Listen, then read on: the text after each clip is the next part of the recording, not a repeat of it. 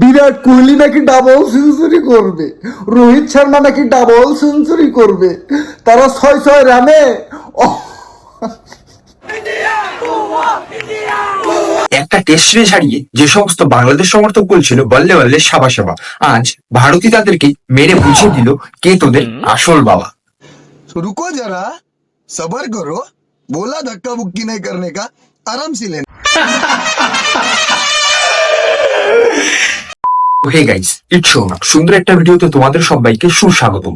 So basically guys, আজকের ভিডিওটা কি নিয়ে হতে চলেছে তোমরা থাম্বনেল আর টাইটেল সবকিছু দেখে তো বুঝেই গেছো।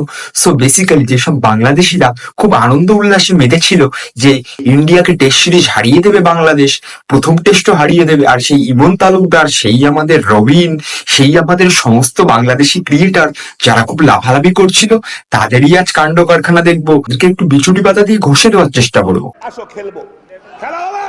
চলো বেশি না বকে এবার ভিডিও শুরু করি, লেটস গেট স্টার্ট।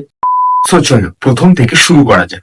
প্রথমেই তোমাদেরকে বলে রাখি, মানে এই 2024 সালে কিছুদিন আগেই পাকিস্তানকে একটা টেস্ট সিরিজে পাকিস্তানে গিয়েই খেলেছিল, সেই টেস্ট সিরিজটা জিতেছিল বাংলাদেশ। মানে পাকিস্তানের সাথে একটা টেস্ট সিরিজ জিতে ওরা ভেবেছিল যে নেক্সট ভারতের সাথে মিশন, ভারতের সাথে টেস্ট সিরিজ, ভারতকেও হারিয়ে দেবে।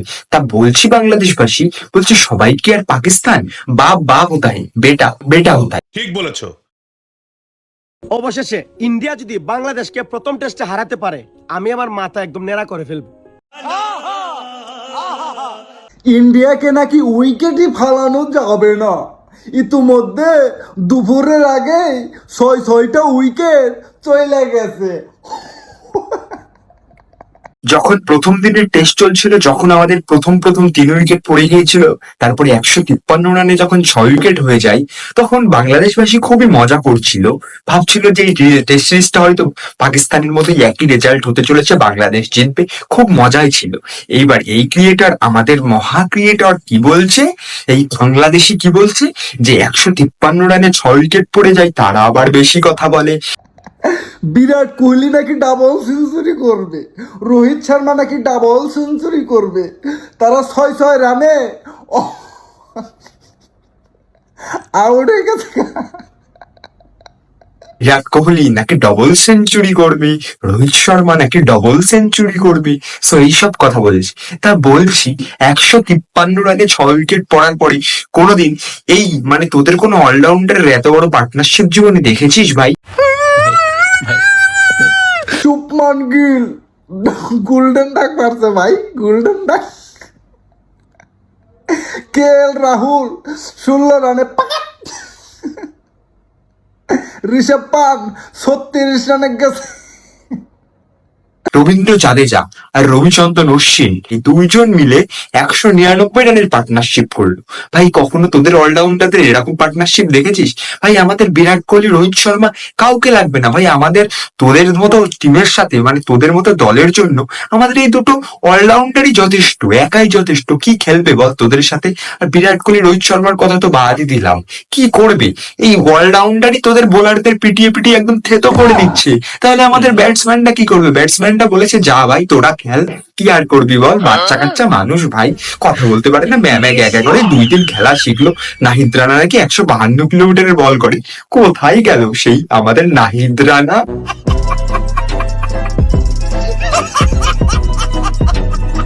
কোথায় গেল সেই আমাদের প্রিয় বাংলাদেশি এত বড় বড় মানিয়ের বোলার? কোথায় গেল? খতম, bye bye, tata, good bye, Gaya. অবশেষে যে সমীকরণে বাংলাদেশ ইন্ডিয়াকে হারাতে পারে, এখনো সেই কঠিন সমীকরণটা বাকি আছে। অবশেষে এখনো বাংলাদেশের টেস্ট জয়ের আশা বেঁচে আছে। তা কি সমীকরণ আমাদের অবশেষ দাদা? কি সমীকরণে হারাতে পারি এখনো ভারতকে? দাঁড়াও দাঁড়াও দাঁড়াও, তোমাকে বলতে হবে না, আমি বলছি কোন সমীকরণে। ভারত তো বল দিয়ে খেলে, ক্রিকেট বল দিয়ে খেলে। সো বাংলাদেশকে যদি ক্রিকেট বলের বদলে ফুটবল দিয়ে ছুড়ে এরকম ভাবে ছুড়ে মারা হয়, তখনই বলটা হয়তো দেখতে পেয়ে একটু কোনো কিছু হতে পারে, কোনো কিছু রানের পরিবর্তন, কোনো কিছু ওদের খেলার পরিবর্তন হতে পারে। তাছাড়া ওই ক্রিকেট বল দিয়ে খেলে ওদের ওই 149 রানেই অল আউট হয়ে যেতে হবে, তার থেকে বেশি রান আশা করি হবে না। ওই ফুটবল দিয়ে খেললে যদি একটু कौन है ये लोग? कहां से आते हैं ये? আবার সাকিব আল হাসান তো আবার দেখছি কি দিন 2 ইনিংসে ব্যাট করছে, হেলমেটের দড়ি কামড়ে ব্যাট করছে, ওরে বাবা হেলমেটের দড়ি কামড়ে ব্যাট করছে, ওয়াও বিউটিফুল। देखा आपने लापरवाही का नतीजा है। এই যে এত বড় একটা হার হলো, তাও বাংলাদেশিরা বলবে এটা তো আমাদের কোনো পরাজয় না, আমাদের টার্গেট হলো নেক্সট টেস্ট। সেরকমই একটা ক্রিয়েটর আমাদেরকে বলেছে, সো চলো সেইটা তোমাদেরকে দেখাই।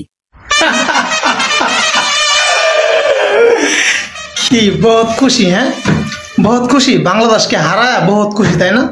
বহুত খুশি, তাই তো?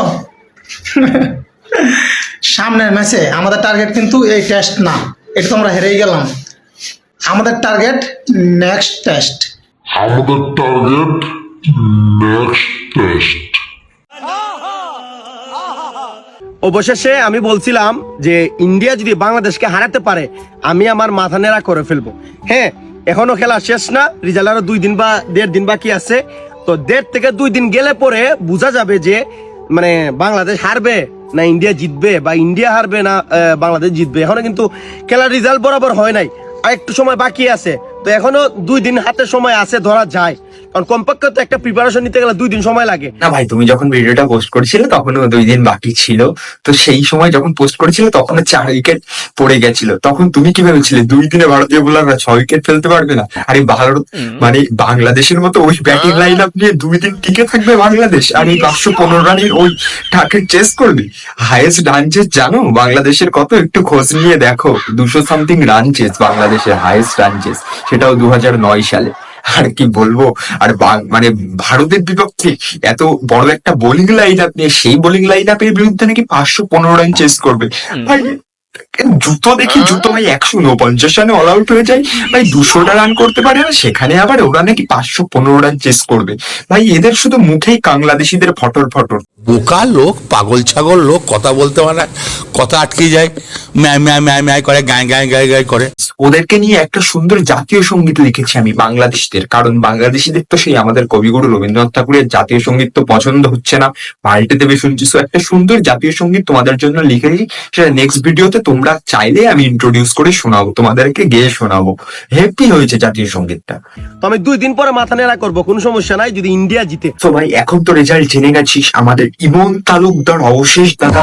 সো এইবার তাহলে তাড়াতাড়ি ন্যাড়াটা করে ফেলো ভাই, তোমার জন্য কিন্তু আমি অপেক্ষায় আছি যে তুমি ন্যাড়া করবে, ন্যাড়া করে ভিডিওটা পোস্ট করবে, আর সারা ভারতবাসী সেটা হেভি মজা নেবে। আমি সেটার জন্য ওয়েট করে আছি, আমাদের অবশেষ দাদা।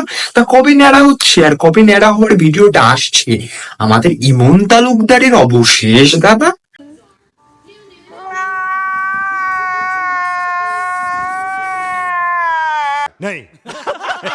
যে সমীকরণে বাংলাদেশ ইন্ডিয়াকে হারাতে পারবে, এর প্রথম সমীকরণের প্রথম রেজাল্ট হচ্ছে খুব দ্রুত, খুব তাড়াতাড়ি ইন্ডিয়াকে যত কম রানে সম্ভব অল আউট করা।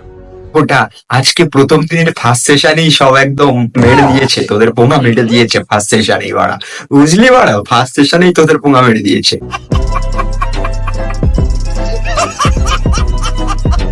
আর 1.5 দিন, 1 দিন, 2টো সেশন জীবনে টিকতে পেরেছিস ভারতের সামনে? 2টো সেশন আবার লল ভাই লল। তোদের সাথে কথা বলাই, তোদের মতো ক্রিয়েটার আবার কিছু জানে না, বাংলাদেশি নাকি কেমনই হয়, কোনো কিছু জানে না, কোনো কিছু শিক্ষা নেই। ছি ছি ছি, যা। Bye bye tata goodbye. খুশি, হ্যাঁ বহুত খুশি, বাংলাদেশকে হারায় বহুত খুশি, তাই না? না ভাই, তোদের মতো বাংলাদেশিদের হারিয়ে আবার কি খুশি করবো বলতো? তোদের মতো বাংলাদেশি যারা ভাই সবার কাছেই হারে, জীবনে মনে হয় একটা ম্যাচ জিতেছে, মানে একটা টেস্ট সিরিজ জিতেছে, তাও পাকিস্তানের কাছে, তাই নিয়ে খুব উচ্ছ্বাসে উল্লাসে আমাদের খুব মানে একদম খুব আনন্দিত ছিলে না তোমরা? ভারত দিয়েছে, ভরে দিয়েছে তো কেমন, মানে বাপ কোথায়, বেটা কোথায়? ভারতের কাছে বেশি পাকামো দিয়েছে তো ভরে।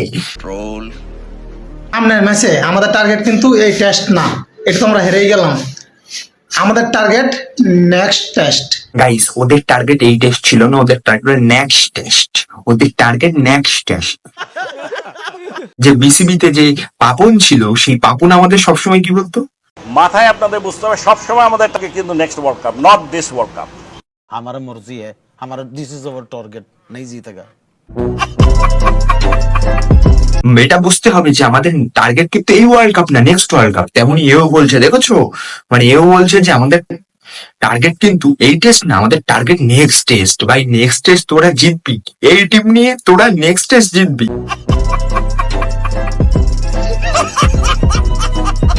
এবং সেই নেক্সট টেস্টের জন্য আমরা আরো বেশি শক্তিশালী টিম ঘোষণা করব, আরো বেশি শক্তিশালী। এই বাংলাদেশ টিম যত বেশি শক্তিশালী ছিল, যত বেশি শক্তিশালী স্কোয়াড ছিল, তার চেয়েও বেশি শক্তিশালী স্কোয়াড ঘোষণা করব সামনের টেস্টের জন্য। না ভাই, এ বলছে যে সামনের টেস্টের জন্য এরা নাকি শক্তিশালী টিম ঘোষণা করবে। তা বলছে কিসের শক্তিশালী টিম? তোদের এই টিম খুব কষ্ট করে মানে মোটামুটি একটা টিম পেয়েছিস, মানে এটাই তোদের বাংলাদেশের বেস্ট টিম। আর ভারতের বিপক্ষে নিয়েছে মানে একদম ফুললি এটাই তোদের টেনে হিচড়ে চুষে সবকিছু করে এটাই তোদের বেস্ট টিম। তা বলছি যে এর থেকেও বেস্ট টিম আনলে কি পাড়ার থেকে কুড়িয়ে আনবি কাউকে? না ভাই, আবার কাউকে বাপ বানিয়ে আনবি এই দুটো টেস্ট হেরে গিয়ে। আবার যদি ভারতের সাথে বাই চান্স কোনো খেলা হয়, ধরো বাই চান্স ভারত কোনো মানে ফাইনাল উঠে কোথাও হেরে গেল, তখন আবার তাদেরকে বাপ বানিয়ে ফেলবি। তোরা তো আবার ভাব চেঞ্জ করতে খুব পারিস, যেমন সেই 50 ওভারের বিশ্বকাপে অস্ট্রেলিয়াকে বাপ বানালি। তারপরে যখন সেই পাকিস্তানের কাছে যে এবার টি-20 ওয়ার্ল্ড কাপে ভারত হেরে যাচ্ছিল, তখন পাকিস্তানকে বাপ বানালি, ইংল্যান্ডকে বাপ বানালি, তারপরে ফাইনালে সাউথ আফ্রিকাকে বাপ বানালি। এবার তো বুঝতে পারলি যে তোদের আসল বাপ কোনটা? আসল বাপ সেই তোদের ভারতই। বাপ কোথায় ভাই? বাপের কাছে একটু ক্ষমা চেয়ে নে। আর তোরা জেতার চিন্তা ভাবনা করিস না। ভারতের সাথে কত বছর, কত জীবন টেস্ট সিরিজ, ভারতের সাথে কত জীবন তোরা সিরিজ জিতিস নি ভাই। আর জীবনে ওয়ার্ল্ড কাপ তো দূরের কথা, ওয়ার্ল্ড কাপ এখনো 500 বছর পরে, তাছাড়া জিততে পারবি না। ঠিক বলেছো ভাই আর একটা জিনিস তোমাদেরকে আমি দেখাবো ভাই, সত্যি হাস্যকর। ঋষভ পান্থ কালকে যখন ব্যাটিং করাকালীন যখন সে সেঞ্চুরির দিকে, তখন মানে বাংলাদেশের ক্রিকেটারদের, বাংলাদেশের মানে যখন ফিল্ডিং করছিল, সেই ফিল্ডিং সেট করছিল ভাই।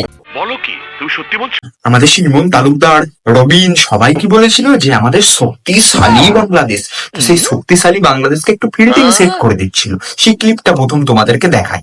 अरे इधर आएगा एक भाई, एक इधर, हाँ हम फील्डर है।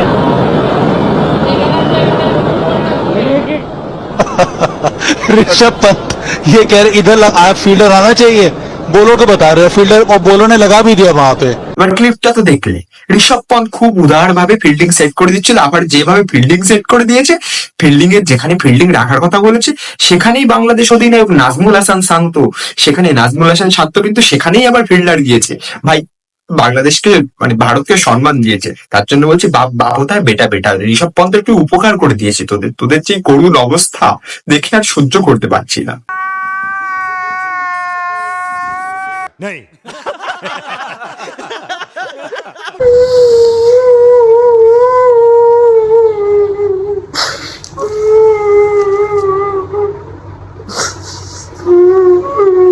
থাম ভাই, তোরা কান্দিস না, থাম। আর কষ্ট পাস না তোরা, আর কষ্ট পাস না। বাপকে বাপ বলতে স্বীকার কর, ভারতই তোদের আসল বাবা। বাবাকে বাবা বলতে স্বীকার কর, তোরা আর কান্দিস না।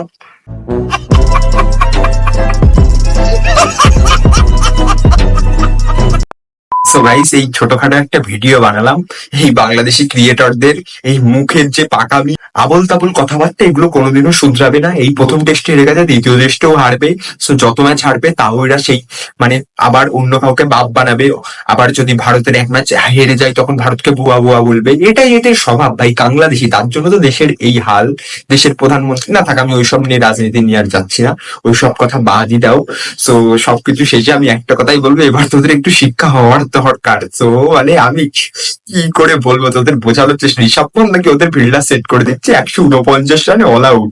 আবার নাহিদ রানা নাকি 152 কিলোমিটার গতিতে ওদের বল করবে। বিরাট কোহলি নাকি ভয়, তোর অশ্বিন যাতে চাই তোদের তো ফুল শেষ করে দিল ভাই। कौन है ये लोग,